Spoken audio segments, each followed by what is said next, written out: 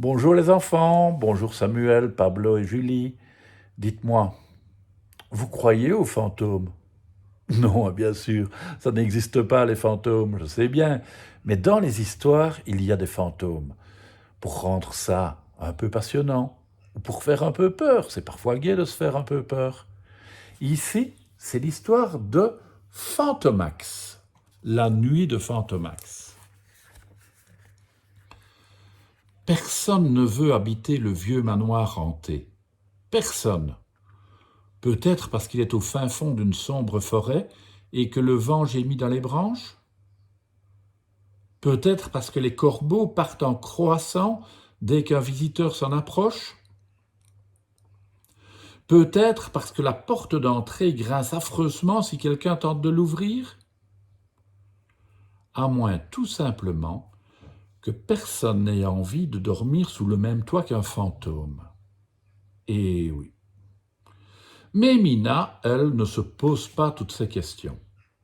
Elle veut bien s'installer au vieux manoir hanté. Et les fantômes, de toute façon, elle n'y croit pas. Sans hésiter, Mina remplace la vieille pancarte Manoir hanté par une pancarte toute neuve Mon beau manoir. Et hop, armée de son plumeau et de son balai, elle ôte la poussière, réveille la chauve-souris, secoue les vieux tapis, chasse les souris et enlève toutes les toiles d'araignée. Lorsque le manoir est tout beau, tout propre, de la cave au grenier, il est déjà l'heure de dîner.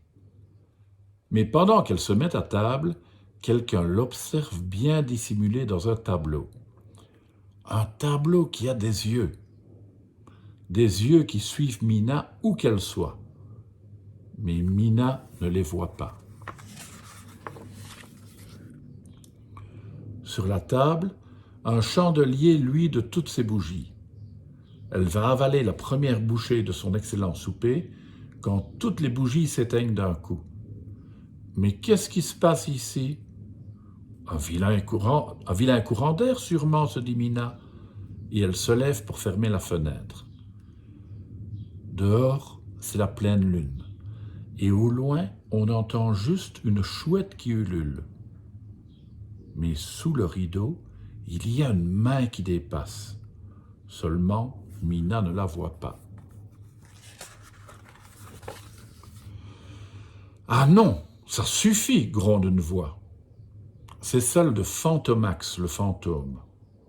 J'en ai assez de cette Mina qui m'ignore complètement et qui dérange mon vieux manoir en plus.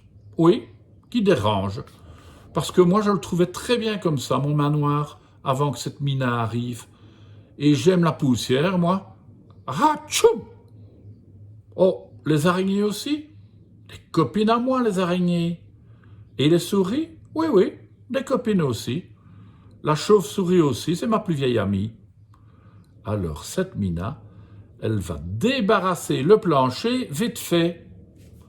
C'est que Fantomax n'est ni poli ni gentil quand il est en colère. Un cri effrayant monte dans la nuit. Tiens, qu'est-ce que c'est que ça? Sûrement un animal qui rôde par là, pense Mina en fronçant les sourcils. Car elle est comme ça, Mina. Elle a toujours une explication pour tout. Le cri se prolonge en une plainte épouvantable. C'est curieux, ce cri semble venir d'ici, remarque Mina, en jetant un coup d'œil sur la pendule qui somnole. Tic, tac, tic, tac. Puis soudain, dong, dong, dong, dong. L'horloge se réveille et fait entendre les 12 coups de minuit. 12 coups, et pas un de plus. Mais sous cette pendule, il y a un boulet qui dépasse. Un boulet attaché à une vieille chaîne rouillée. Seulement, Mina ne le voit pas. Fantomax n'en revient pas.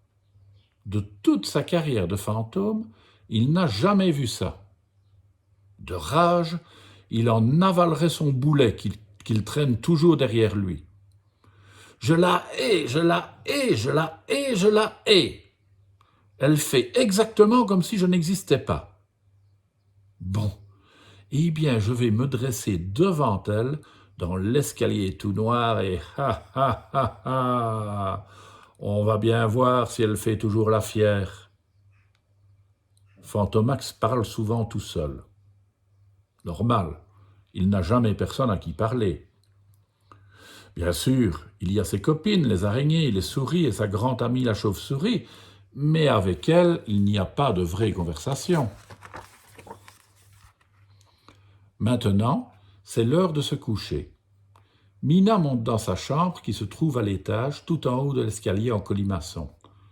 Elle a pris le chandelier et grimpe une à une chaque marche qui craque sous ses pas.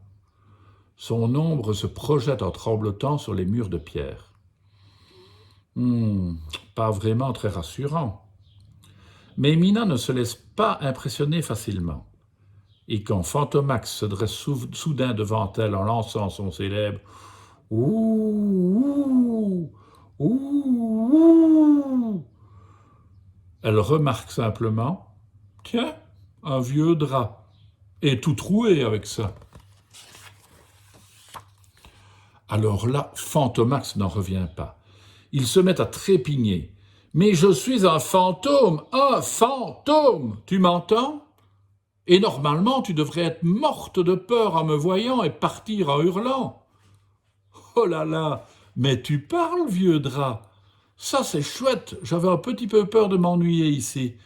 Tu vas voir, on va bien s'entendre tous les deux. » Le fantôme s'assied sur une marche, le souffle coupé.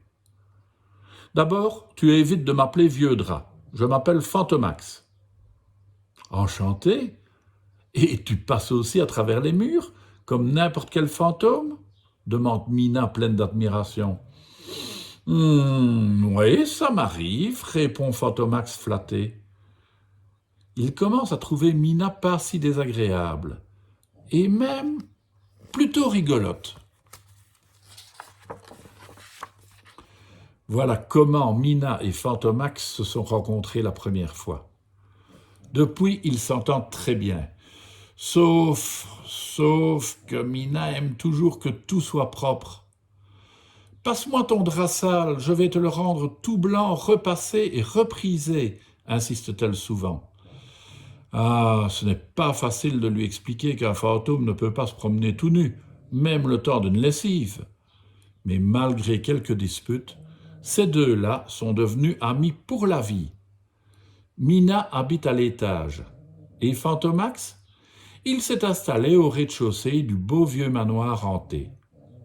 Avec toutes leurs copines, la chauve-souris, les hiboux, les araignées et aussi quelques souris. Voilà les enfants, à demain. Et la nuit prochaine, ne rêvez pas de fantômes, hein, ou alors d'un gentil fantôme comme Fantomax.